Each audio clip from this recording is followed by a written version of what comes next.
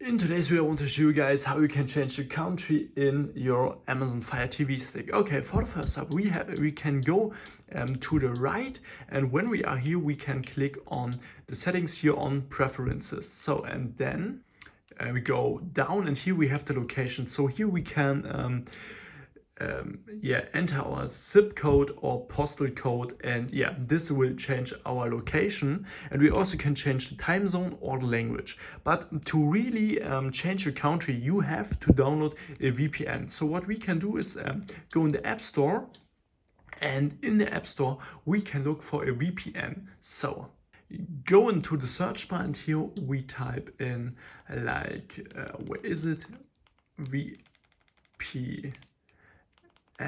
So here is it, VPN, and then here we can download NordVPN.